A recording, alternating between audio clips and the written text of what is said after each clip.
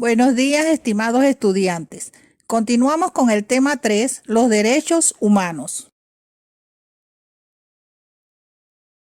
Concepto y evolución histórica de los derechos humanos. Las garantías fundamentales son los derechos que posee la persona en su carácter de ser humano, sin importar raza, nacionalidad, sexo, edad, religión o pensamiento político. Son inalienables. No se pueden renunciar a ellas, no son materia de transacción y no se pierden con el paso del tiempo. Los derechos del individuo integran la parte dogmática de la Constitución, buscan la igualdad de los individuos sin ninguna distinción. La consagración constitucional de los derechos y deberes individuales fue lo que puso fin a los regímenes absolutistas y dio origen al Estado de Derecho. El nacimiento formal de los derechos individuales coincide con el movimiento constitucionalista cristalizado en dos grandes documentos políticos del siglo XVIII, The Bill of Rights de la Constitución inglesa, la Declaración de los Derechos del Hombre y del Ciudadano, incluida en la primera Constitución francesa. Algunos consideran que en Inglaterra existieron los derechos individuales desde el siglo XIII, cuando el rey Juan Sin Tierra firmó la Carta Magna en el año 1215. Pero según George Adams, esta carta no podría considerarse como una declaración de derechos individuales, pues dice que no se encuentra ninguna de las instituciones clásicas de la libertad inglesa, ya que en ella no se encontraba el principio de los impuestos que debería ser aprobado por los representantes del pueblo. Tampoco se establecía el sistema parlamentario representativo, ni instituía el habeas corpus, ni el juicio por los jurados.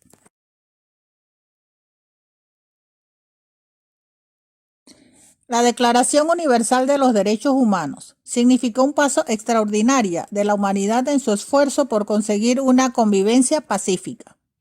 Su origen: documento internacional, logro muy significativo de la ONU, instrumento de gran fuerza para la paz mundial y así evitar una tercera guerra mundial.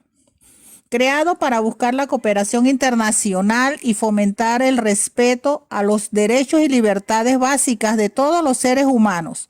En esta Declaración Universal de los Derechos Humanos, por primera vez se reconoce la totalidad de los derechos y libertades, pero sin ninguna distinción de raza, color, sexo, idioma, religión, opinión política o de cualquier otro tipo. Origen nacional o social, posición económica, nacimiento o cualquier otra condición. Artículo 2. La Asamblea General la aprobó el 10 de diciembre de 1948. Después se estableció ese día como Día de los Derechos Humanos en 30 artículos. Estructura de la Declaración Universal de Derechos Humanos. Preámbulo, justificación de su importancia y valor para la persona y para toda la familia moderna. Artículo 1 y 2, proclamación de su universalidad. Derechos civiles y políticos. Comprenden desde artículo 3 al 11 los derechos individuales, derechos a la vida y a la integridad personal, derecho a la igualdad, derecho general a la libertad, derecho a las garantías necesarias para la defensa. Del artículo 12 al 17, derechos del individuo en relación con la comunidad, los cuales son derecho a la circulación y residencia, derecho a la nacionalidad, derecho al matrimonio y a la familia, también el derecho a la propiedad. Del artículo 18 al 21, derechos de pensamiento y de conciencia y libertades políticas, los cuales son derecho al honor, a la vida privada y a la información, derecho a la libertad de pensamiento, conciencia y religión, derecho a la libertad de opinión y de expresión, derecho a la libertad de reunión y de asociación, derecho a la participación en los asuntos públicos. En cuanto a los derechos económicos, sociales y culturales, están desde el artículo 22 al 27 los derechos económicos, sociales y culturales. los cuales son derecho al trabajo y la sindicación, derecho a un nivel de vida adecuado y a medios de subsistencia, derechos a la seguridad social y a la salud, derechos de la infancia, derecho a la educación, libertad para la investigación científica y libertad de cátedra, derecho a participar en la vida cultural. Las condiciones y límites en el ejercicio de los derechos humanos están desde el artículo 1 y 28 y 30. Reconocimiento al derecho de la protección de esos derechos, deberes y obligaciones de los estados y las personas en relación con estos derechos. El artículo primero establece: todos los seres humanos nacen libres e iguales en dignidad y derechos y dotados de razón y conciencia, por lo que deben comportarse fraternalmente.